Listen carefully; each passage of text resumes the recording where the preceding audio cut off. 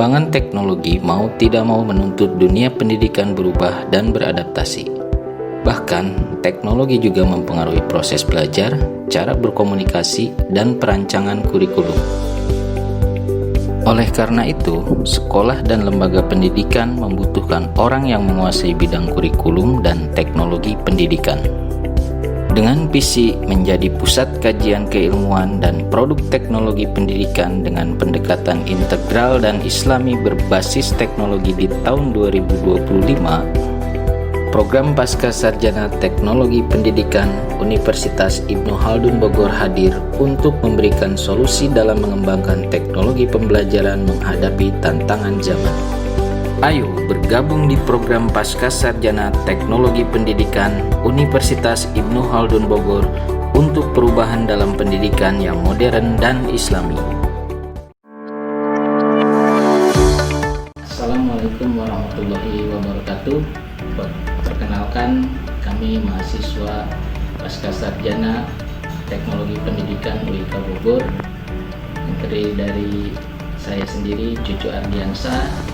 Kemudian ada Ibu Farah Jahiriyah, Ibu Marfi Widianti, dan juga Ibu Mariatul Fitriah.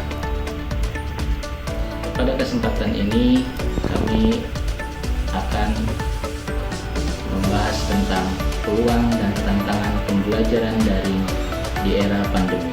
Seperti kita ketahui bersama bahwa pada saat ini kondisi kita masih sedang dalam keadaan pandemi COVID-19 dan kebanyakan pembelajaran masih dilakukan melalui daring atau dengan istilah pembelajaran daring, di mana pembelajaran dilakukan secara online atau menggunakan jaringan internet.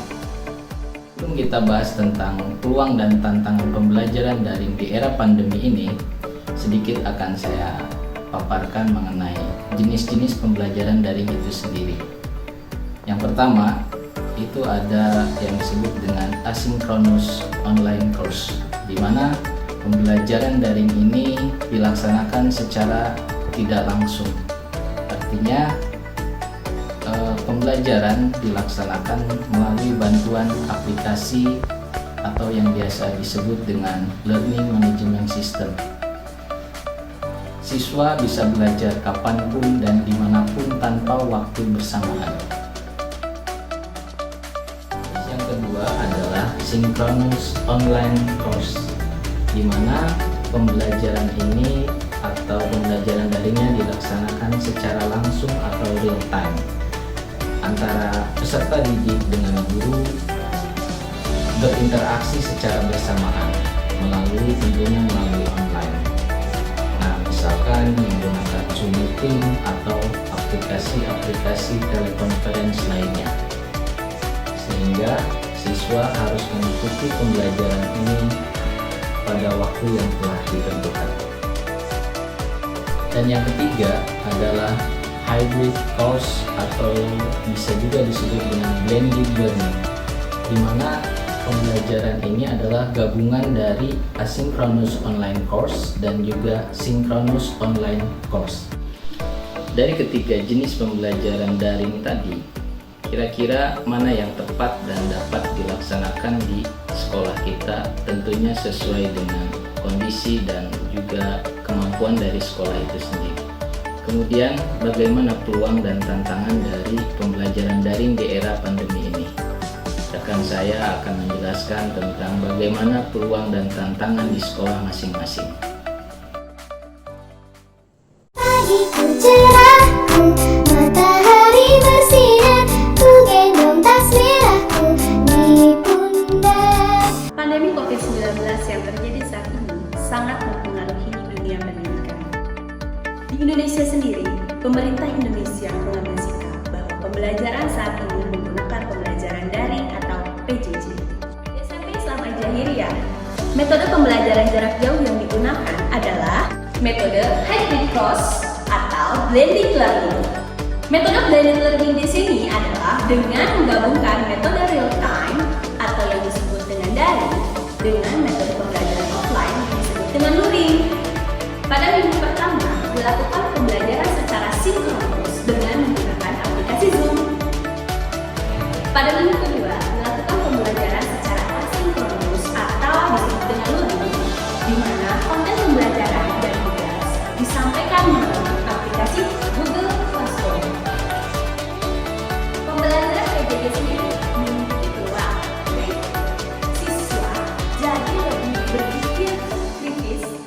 berusaha mencari materi lebih lanjut, sehingga dia akan terpacu untuk mendalami materi.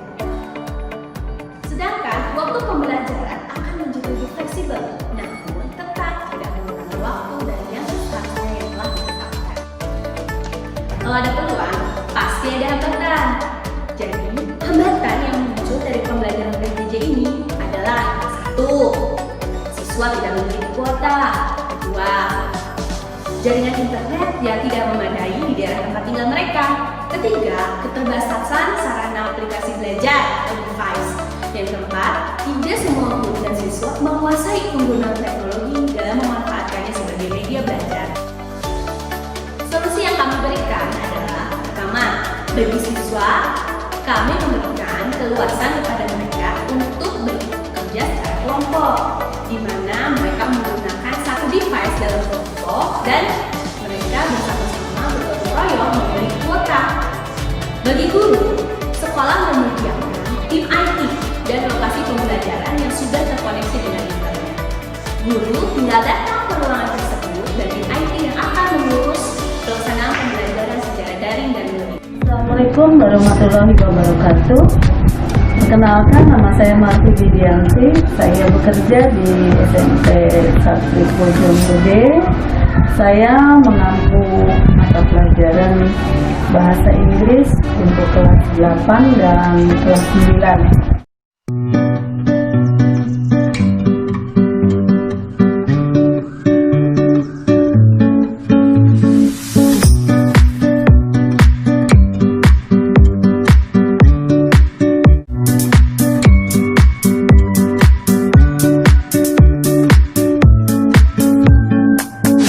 Untuk proses pembelajaran daring, di sekolah kami memilih jenis daring asinkronus online course. Ya. Kenapa kami memilih jenis tersebut? Karena sesuai dengan kondisi siswa, di mana siswa belajar tidak secara real time untuk mereka. Contohnya, ketika sebuah keluarga hanya memiliki satu HP, kemudian HP tersebut dibawa orang tuanya untuk bekerja, maka proses pembelajaran bisa dilakukan oleh anak tersebut ketika orang tuanya sudah pulang dari bekerja. Kemudian bagaimana cara kita mengambil penilaiannya? Ya. Kami mengambil penilaian itu ada berbagai cara.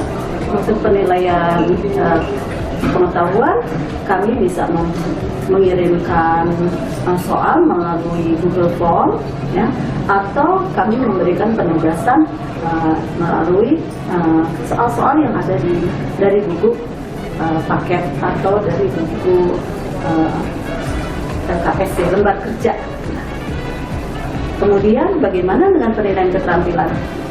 Kami bisa untuk penilaian keterampilan pun bisa memanfaatkan video call. Media pembelajaran yang kami gunakan adalah berupa video pembelajaran, WhatsApp, dan berupa telepon. Rangka pembelajaran yang dilakukan melalui WhatsApp yaitu: pertama, guru memberikan voice note berupa tujuan pembelajaran. Yang kedua, guru memberikan video pembelajaran kepada siswa. Yang ketiga, guru memberikan penugasan dari hasil pembelajaran. Sekian penjelasan dari saya tentang proses belajar mengajar di masa pandemi ini di sekolah SMP 1 Negeri Bojonggede.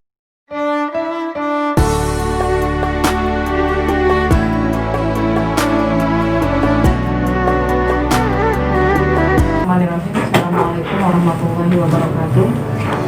Kenalkan, nama saya Malia Fitria.